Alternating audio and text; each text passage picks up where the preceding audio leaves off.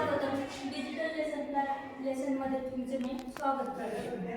आपण आज digital lesson बघणार आहोत.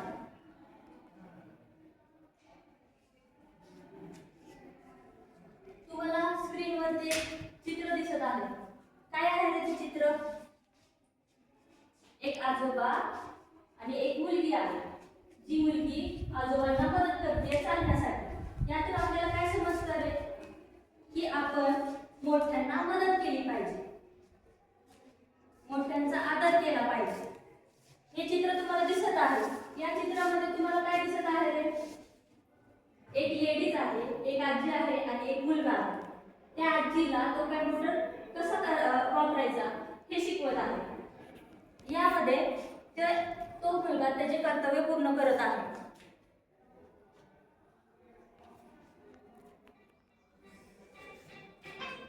या पाठात हा पाठ आपल्याला काय शिकवतो?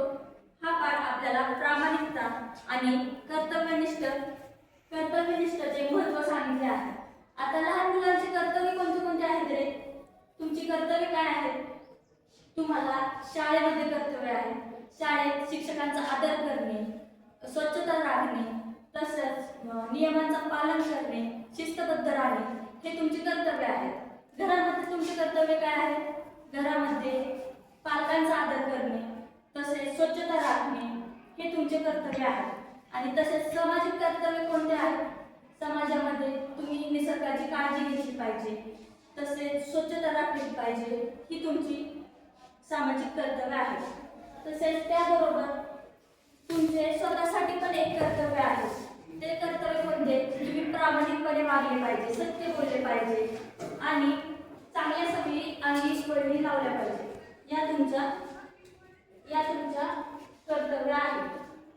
तसेच इथे दिसते लहान रकमेचे हिशोब प्रामाणिकपणे ठेवता आला पाहिजे. तुम्ही जरी लहान असला तरी हिशोब व्यवस्थित ठेवला पाहिजे हे तुमचे पण कर्तव्य आहे. असाच एक प्रामाणिक मुलगा विषय आपण आज पाठ अभ्यासणार आहोत. आपल्या पाठाचे नाव काय आहे रे? बाकी 20 रुपयाचे काय?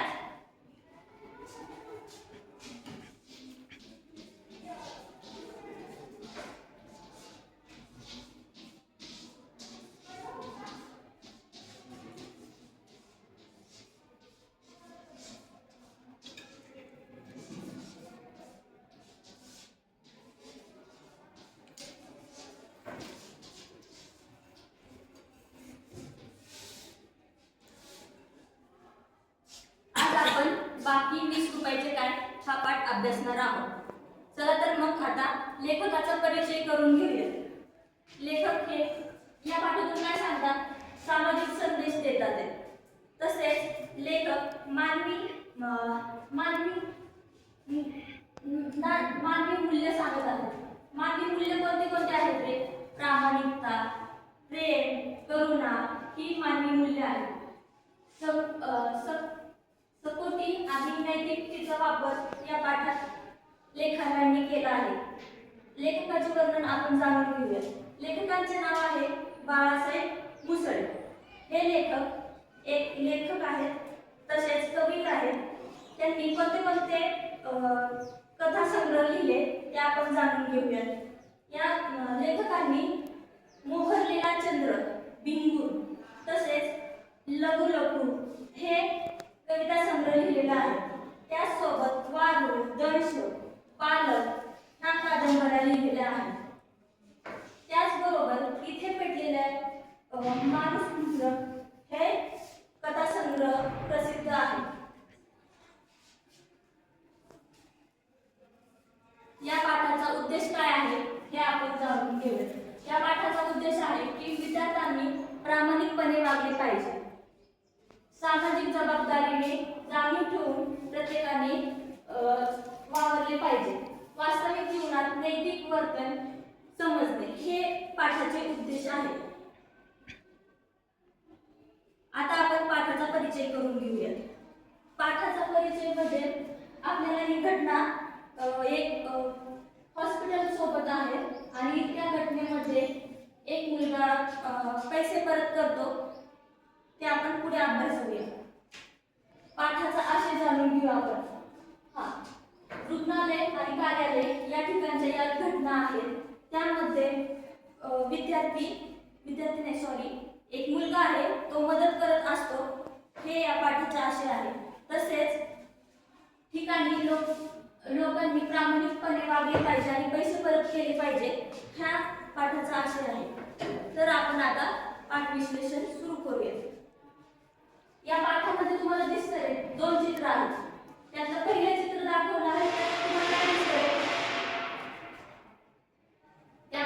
त्या चित्रामध्ये तुम्हाला दिसतं एक मुलगी पैसे मोजत आहे. म्हणजे लहान असलं तरी हिशोब हा व्यवस्थित असला पाहिजे, हे त्या चित्रातून स्पष्ट होते. आणि दुसऱ्या चित्रामध्ये तुम्हाला काय दिसतं? दुसऱ्या चित्रात तुम्हाला दिसते तीच मुलगी मोठ्यांचा आदर करते, तसेच दुसऱ्यांना मदत करते, हे तुम्हाला त्या चित्रामध्ये दिसतं. आता आपण पाठ सुरू करूया.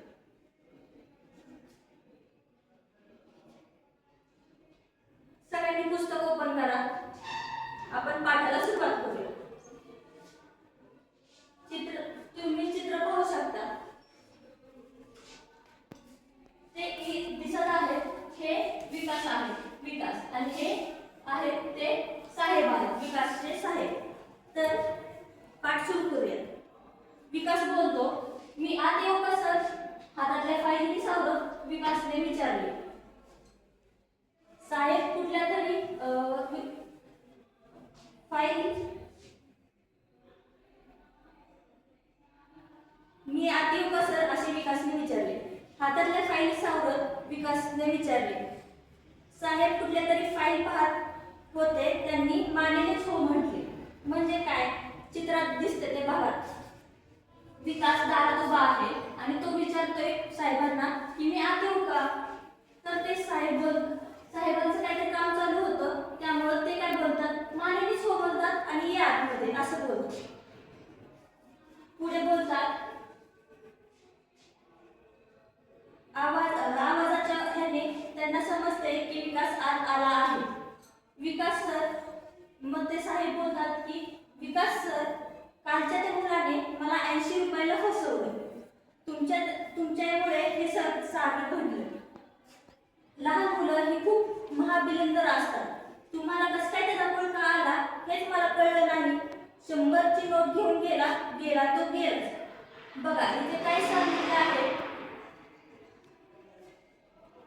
इथे सांगितले आहे की एक मुलगा होता, त्यांनी त्या साहेबांना फसवलं, असा साहेबांचा गैरसमज होतो. पण त्यांनी काही फसवलं नसतं, ते आपण पुढे अभ्यासूया. त्याची पाण्याची बाटली मला 100 रुपयाला पडली, एका दगडात सरांनी नाराजी व्यक्त केली. 100 विकास थांबला आणि म्हटला. त्याला वाटले की आपल्या खिशातली नोट आपण साहेबांना काढून देऊ, कारण त्या राजू हा मुलगा त्यांना माहित होता आधी. तर ते राजूला वाटले, विकासला वाटले की आपल्यामुळे साहेबांचं नुकसान झाले आणि त्या नुकसान भरपाई करण्यासाठी तो आपल्या खिशातली नोट त्यांना काढून देत होता. पण त्याने असं केलं नाही.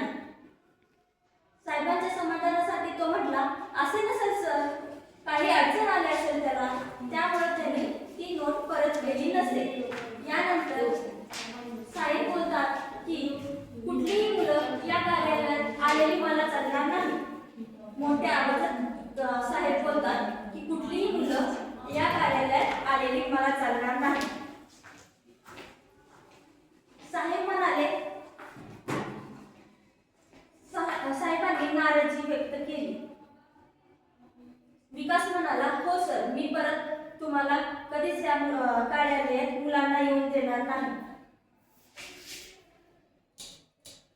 तरी ते विकासला पूर्ण सत्य आहे असं कधीच वाटले नाही. विकास म्हणत होता की हे पूर्ण सत्य नसावे. विकासचे मन सारखे सारखे त्याला सांगत होते की हे सत्य नाही. मग पुढे राजू आहे ना, तो फसवणारा मुलगा कधीच नव्हता असं विकासला वाटत होतं. त्यामुळे तो साहेबांना समजत होता की राजू हा फसवणारा मुलगा नाही आणि तो असे लबाडी करणारा मुलगा नाही. तर राजू हा मुलगा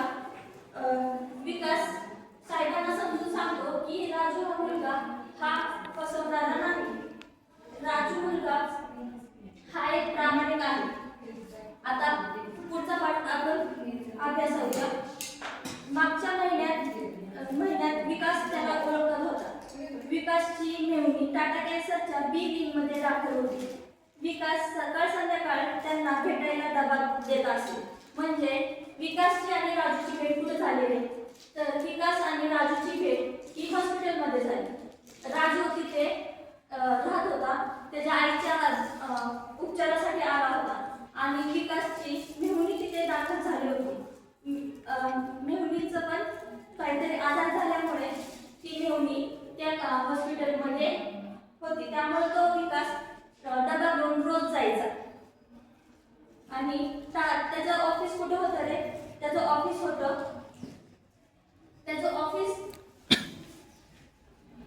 टाटा कॅन्सरच्या हॉस्पिटलच्या शेजारीच त्याचं ऑफिस होतं. त्यामुळे तो नित्याचा झाला होता. एक दिवशी मुलाने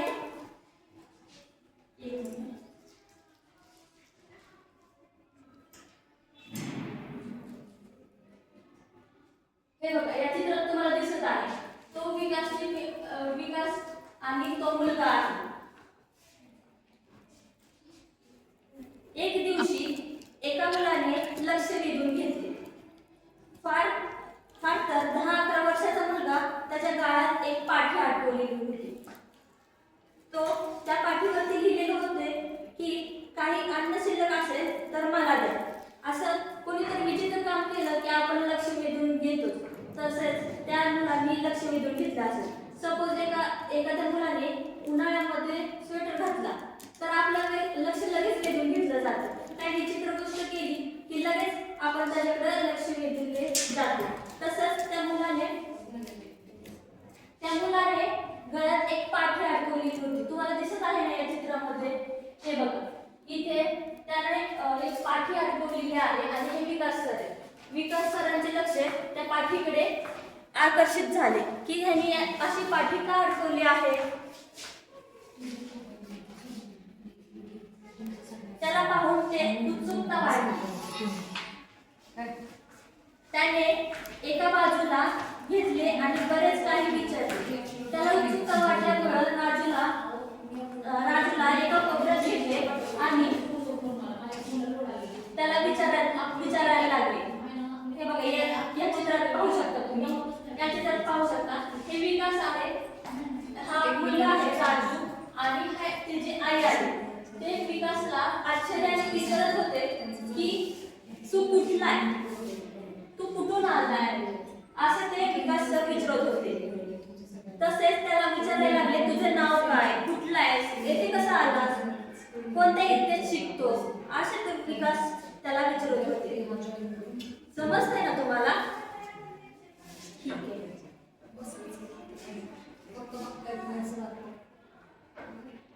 साहेब ज्या मुलाविषयी बोलत होते तो हा राजूच होता. म्हणजे साहेब जे म्हणत होते त्यांचा गैरसमज झालेला की माझा 80 रुपयाला फसवलं, 20 रुपयाला 100ची नोट देऊन त्यांनी परत केलेच नाही. तो मुलगा म्हणजे हा राजू. वाशिम जिल्ह्यातला एका खेड्यागावातला 5वीत शिकणारा हा मुलगा होता. त्याची आई कर्करोगामुळे आजारी पडली होती आणि ती पण टाटा कॅन्सर केंद्रात भरती झाली होती. ही दिसत आहे बघा, ही हॉस्पिटलमध्ये भरती झालेली त्याची आई आणि तो मुलगा आहे. कर्करोगामुळे ती आजारी असल्यामुळे ती हॉस्पिटलमध्ये दिसते आहे. तो आणि त्याची आई शिवाय घरी दुसरे कोणीच नव्हते. दवाखान्यात आईजवळ सतत बसून असायचा. कंटाळा येईल. आईला विचारून इकडे तिकडे फिरायला जात होता.